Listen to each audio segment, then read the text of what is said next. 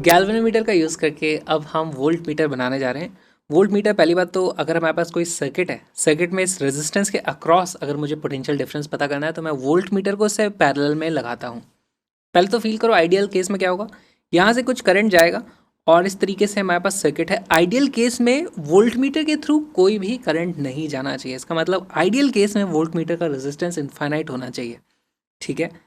और राइट, लेकिन हम आइडियल केस में तो नहीं है। ये वोल्ट मीटर एक्चुअली होता क्या है, डिवाइस हमारे पास एक ही है जिससे कोई करंट जाता है तो वो डिफ्लेक्शन शो करती है, वो है गैल्वेनोमीटर। गैल्वेनोमीटर में कुछ करके हमें वोल्ट मीटर बनाना है। आइडियल वोल्ट मीटर का रेजिस्टेंस इनफाइनाइट होना चाहिए। बहुत ही कम करंट यहाँ से इस तरीके से आएगा, जिससे थोड़ा सा करंट आएगा हम उसको सेंस कर लेंगे, राइट। तो एक्चुअली जो वोल्ट मीटर होता है, हमारे पास एक गैल्वेनोमीटर होता है, उसमें एक सीरीज में अब की बार हम एक बड़ा सा रजिस्टर लगा देते हैं तो वो हमारा मिलकर के एक वोल्ट मीटर बन जाता है। तो यहाँ पर देखो हमारे पास कैलकुलेशंस किस तरीके की होंगी। ओके, हमारे पास वोल्ट मीटर में से कुछ करंट जाएगा यहाँ पर इस तरीके से, ऐसे, और वही करंट होगा हमारे IG के बराबर। देखो सीरीज में लगा हुआ है, जो करंट इसमें आ रहा है वही करंट इसमें आ रहा है। फुल डिफ्लेक्शन पे हमारे पास करंट की वैल्यू कितनी हो जाएगी, IG। This will be IG। Okay, यहाँ पर अब देखो इसमें जब IG आएगा तो मैक्सिमम वोल्टेज जो ये नाप सकता है वो वोल्टेज कितना होगा, तो इसके अक्रॉस हमारे पास जो पोटेंशियल ड्रॉप होगा वही हो जाएगा हमारे पास मैक्सिमम जो हम नापने वाले हैं। अगर इसका रेजिस्टेंस अब ये जो लगा हुआ है सीरीज में उसको अगर मैं S बोल दूं तो जो पोटेंशियल मैं नाप सकता हूँ उसकी वैल्यू कितनी हो जाएगी, वो हो जाएगी IG multiplied by G plus S, है ना। इसके अक्रॉस तो वही पोटेंशियल ड्रॉप है। This we can measure. Okay, अब एक बात बताओ, यहाँ पर G और S में S की वैल्यू बहुत ज़्यादा होती है तो आप एक्चुअली इस G को यहाँ से इग्नोर भी कर सकते हो, तो इसकी अप्रॉक्सीमेट वैल्यू आ जाती है, this is IG times S। इस तरीके से आप लिख सकते हो। हमें तो ये चीज़ पता होनी चाहिए, सीरीज में लगे हुए होते हैं। अप्रॉक्सीमेशन ये हो सकती है, जैसे इसकी वैल्यू मान लो जाती है 10,000 और G की वैल्यू है 2, तो इसमें आप 2 को इग्नोर कर सकते हो। ऑलराइट, यहाँ से अगर मुझे S की वैल्यू पता करनी है, जो मुझे सीरीज में रेजिस्टेंस लगाना है, उसकी वैल्यू देखो ओरिजिनल फॉर्मूले के हिसाब से वैल्यू आ जाती है V जो हमें नापना है divided by IG minus G, हमारे पास एक वैल्यू आने वाली है। अगेन यहाँ पर आप देखोगे ये वाली जो वैल्यू है ये एक्चुअली बहुत बढ़िया आएगी। जैसे आपको 10 वोल्ट नापना है, IG की वैल्यू कितनी होती है, 10 मिली एम्पियर के करीब होती है, तो ये वैल्यू आ जाएगी हमारे पास 1000 माइनस 2 करोगे तो वो वैल्यू अप्रॉक्सीमेटली अगेन 1000 के ही आसपास है। तो इसलिए आप इसको इग्नोर कर सकते हो, या फिर जल्दी से इसको आप लिखना है तो V/IG भी इस तरीके से लिख पाओगे। आइडियल केस में मैं लिख देगा S ideal is equal to infinite. Infinite हो जाएगा हमारे पास रेजिस्टेंस अगर ये एक आइडियल वोल्ट मीटर है तो। ऑब्वियसली रियल लाइफ में ऐसा नहीं होता है। इस पे बेस भी क्वेश्चन देखते हैं।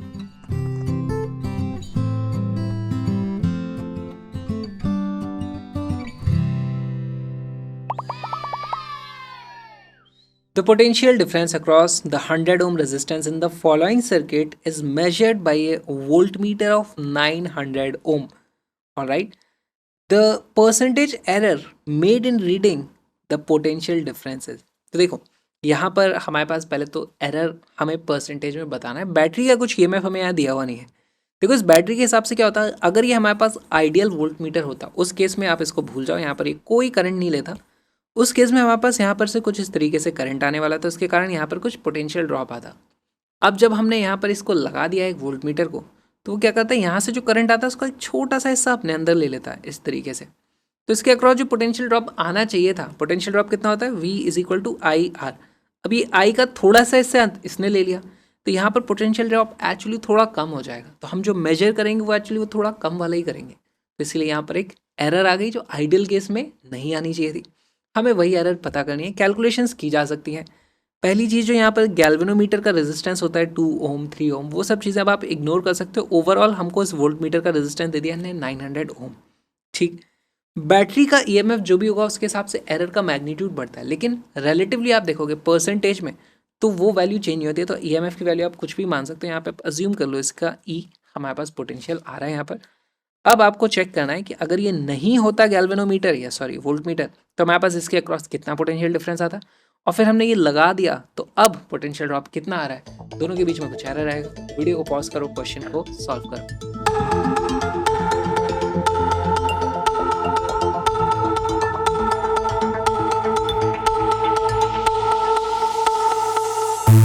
इसका करेक्ट आंसर है सी। कैसे है, सॉल्व करना शुरू कर दे।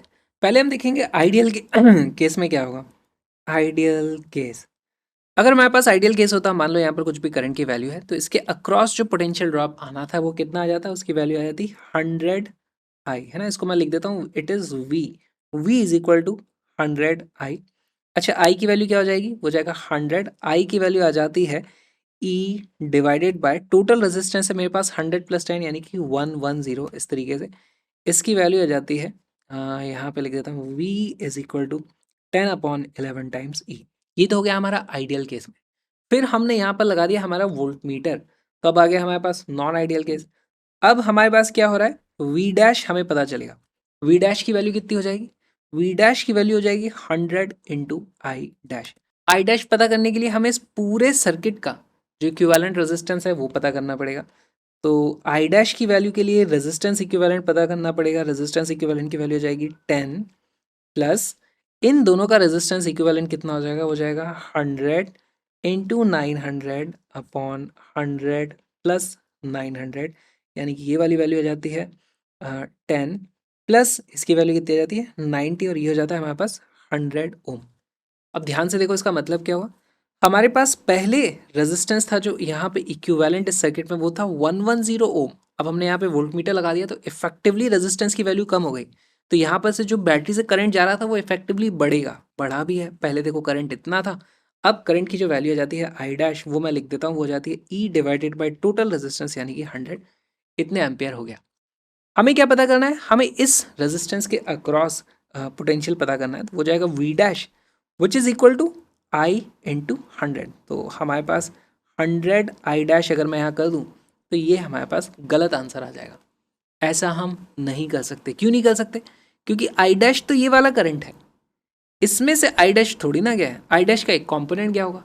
तो अब आपको एक्चुअली वी डैश पता करना है, तो या तो आप वो कंपोनेंट निकालो, या फिर आप एक और काम कर सकते हो कि आप लिख सकते हो इसके अक्रॉस जो पोटेंशियल डिफरेंस है that is equal to E minus I dash into 10। इस तरीके से भी आप उसको लिख सकते हो, या फिर आप लिख सकते हो v dash is equal to i dash multiplied by इन दोनों का इफेक्टिव रेजिस्टेंस क्या है। तो देखो यहीं से वी डैश को लिखने का जो तरीका हो जाएगा वो आ जाएगा 90 इंटू आई डैश, है ना। 90, क्योंकि इन दोनों का इक्विवेलेंट रेजिस्टेंस 90 आ रहा है, तो इसकी वैल्यू जाती है 90 इंटू आई डैश की वैल्यू थी ई डिवाइडेड बाई 100 यानी कि 9/10। इस तरीके से भी आप लिख सकते हो, या फिर आप इसको चेक कर लो, ई माइनस आई डैश इंटू 10 करोगे तो भी आपको सेम आंसर मिलने वाला है, और ई माइनस आई डैश इंटू 10 इससे भी सेम ही आंसर मिलता है। ठीक, पहले हमारे पास ये था वोल्टेज, है ना, 10/11 ई, बाद में हो गया 9/10 ई। तो हमें क्या पता करना है, परसेंटेज चेंज इन एरर। तो हमारे पास परसेंटेज एरर, उसकी वैल्यू आ जाएगी वी डैश माइनस वी, या फिर जो भी वैल्यू आने वाली है अपॉन ओरिजिनल जो वैल्यू थी मल्टीप्लाइड बाय 100, और इसका मॉड हम वैल्यू ले लेंगे क्योंकि हमें पॉजिटिव वैल्यू आने वाली है।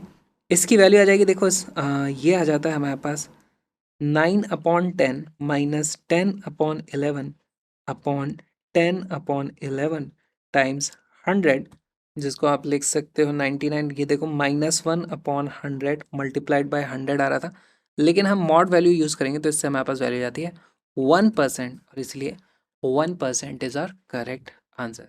बहुत ही आसान सवाल था, आपको ये समझना है कि जो आई डैश अब आ रहा था वो दो स्ट्रीम में डिवाइड हो रहा है। या तो आप आई डैश इंटू इस पूरे को एक इक्विवेलेंट रेजिस्टर मान करके इस तरीके से अपना पोटेंशियल ड्रॉप पता कर लो, या फिर आप ई माइनस आई डैश इंटू ये 10 करोगे तो भी आपको इसके अक्रॉस पोटेंशियल डिफरेंस मिल जाएगा, वही हमारा मेजर हुआ है। बहुत ही अच्छा ये सवाल था। ये जो छोटा सा वीडियो आपने देखा वो एक्चुअली एक बहुत ही छोटा सा पार्ट है एक छोटे से क्रैश कोर्स का। जी हाँ, link is in the description. उसमें हमने 40 दिन में 11th और 12th दोनों की फिजिक्स कंप्लीटली कवर कर लिए, एक भी टॉपिक नहीं छोड़ा है। तो उसको जरूर देखो, बहुत सारे क्वेश्चंस भी उसमें होते हैं। Link is in the description. Colourful notes की पीडीएफ भी आप डाउनलोड कर सकते हो जो एब्सोल्युटली फ्री है। पूरे के पूरे कोर्स के नोट्स कलरफुल हैं और सारे के सारे फ्री हैं, डाउनलोड कर सकते हो। Link is in the description. साथ में मेरे व्लॉगिंग चैनल को भी जरूर सब्सक्राइब करना। और अब मेरा पेन गिर गया है, मैं जा रहा हूँ, बाय बाय, हम मिलेंगे कल।